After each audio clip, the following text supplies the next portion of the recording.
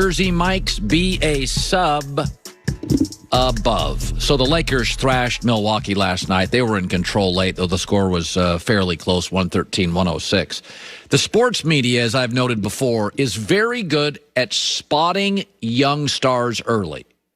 At 13 years old, the media said, he's the next great golfer. Bryce Harper was 16, cover of Sports Illustrated. He's the next home run superstar. We've always done that. LeBron James in high school, televising his games. I think the media is very good at finding and presenting you, the audience, with the next star years before he's a star. We're not as good on guessing the teams. Before the Warriors won their first dynasty without KD, we didn't see that coming. The 91 Bulls were the fifth best preseason odds, and nobody thought the Lakers would dominate the bubble last year. They did. Let's go back. First round, destroyed the Blazers in 5. Second round, destroyed the red-hot Rockets in 5. Conference finals, Denver was on fire. Lakers destroyed them in 5. Finals, Miami was shredding people. Lakers beat them in 6, and the Heat looked absolutely physically overwhelmed. And now this year, the Lakers just won their 8th straight road game over probably the best team in the East. Michael Jordan's Bulls never won more than 8 straight road games. It's hard. You're tired. You're on the road. Today's Lakers, are we acknowledging they are really, really good? Even this year, we thought they would start off slow. They have 2 new starters, couple new bench guys.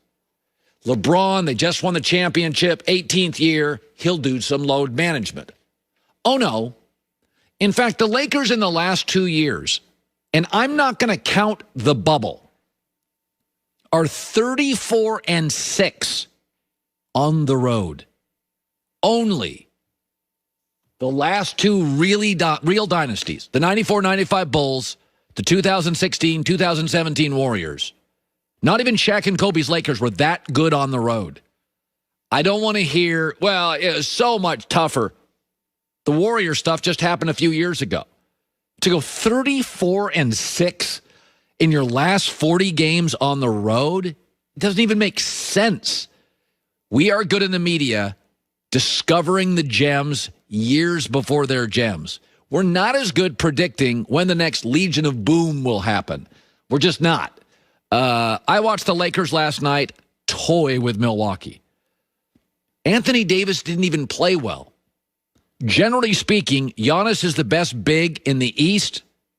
You have to have your big play well to beat them. Anthony Davis did not play well, and they toyed with Milwaukee. This is a really, really special Laker team. Joy Taylor with the news. No. Turn on the news. This is the Herdline News. Well, we are all awaiting the news about if Patrick Mahomes will be available for Sunday. He continues to progress through concussion protocol. He took the majority of the snaps in Thursday's practice, despite being listed as a limited participant. Andy Reid also said he looks good, feels good, and is moving around well. So obviously, don't have the final answer on it yet, but I worry about the toe. Yeah, I'm much more worried about the toe than I am about the concussion. He cannot, if you cannot push off, you're not the same quarterback.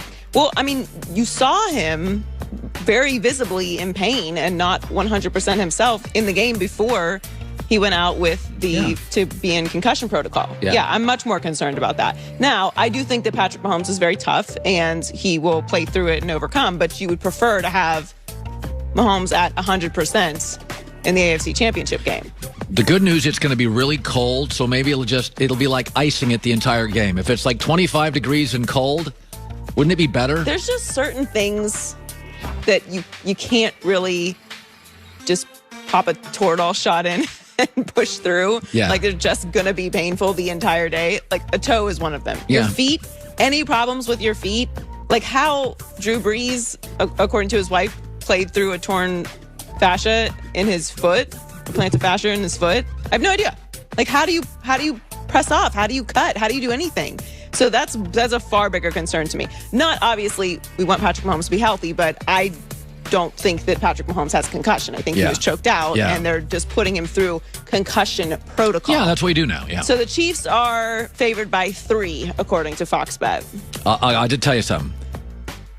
I'm not going to tell you who I'm going to pick, but Buffalo has every right to believe, based on some real clear data, they're going to win this football game. Are you risking any dollars this weekend?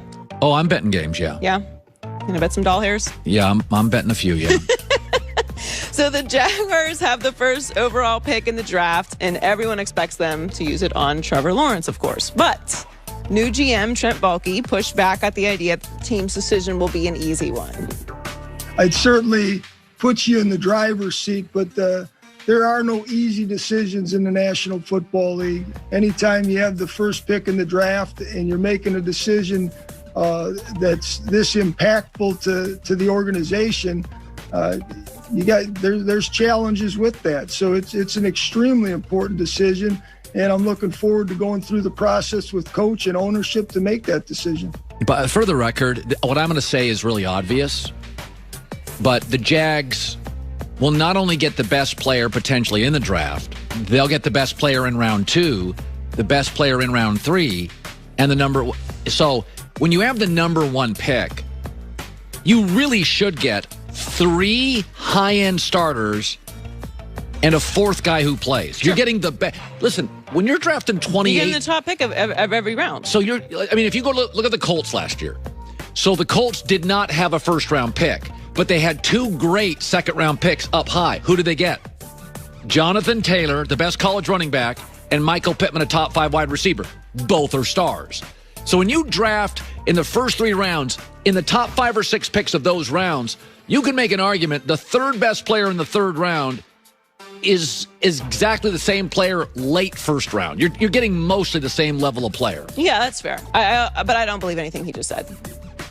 Yeah, no, of course not. What are you talking about? Just nonsense. It sounds nice, but we all know whoever has the top pick in the draft is taking Trevor Lawrence. Of course, if you want to stay there in that organization, that's going to be what you're going to go for. Now, look, I do think that even if you're very obviously taking Trevor Lawrence, I think that you do still do a lot of research on him because you do have those other picks. So you want to be prudent in putting pieces around him that elevates what he does best. Now, he does do a lot of things well, but, you're going to watch tape more closely, watch the tape where he struggled a little bit and see what kind of players you're going to want to draft and what his personality is. Like, yes, you're still doing research on him, but Trevor Lawrence is going to be the number 1 overall pick in the draft. I think you can count on that.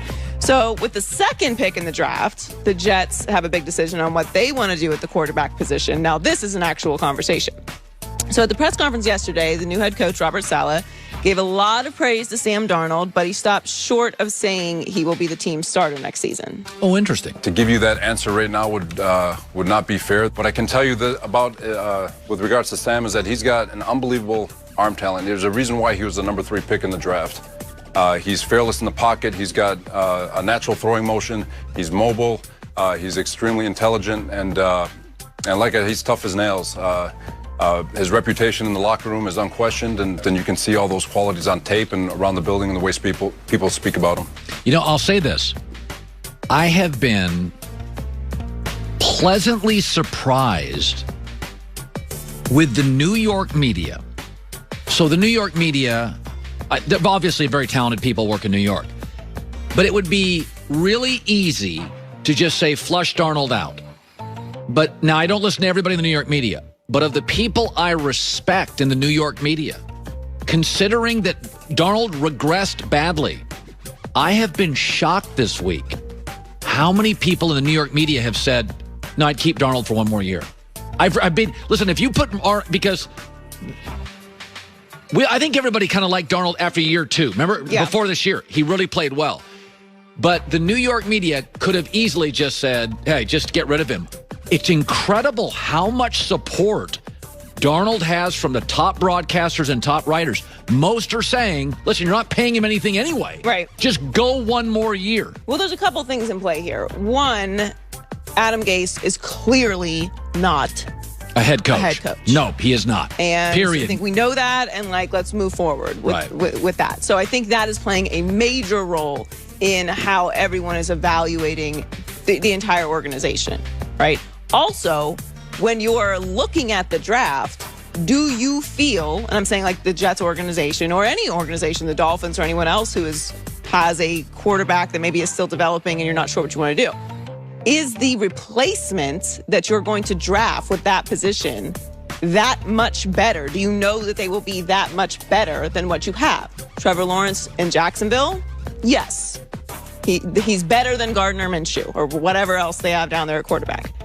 But at the Jets, do you know that Justin Fields 100% is going to be better than Sam Darnold? We don't know. What you do know is that pretty much any other position that you have with that second pick, you're going to get a great player at that position. Yes, you do. So what is the value that you're trading there? Is it worth it to keep Sam Darnold in another system with a different offensive coordinator and with better pieces around him because you have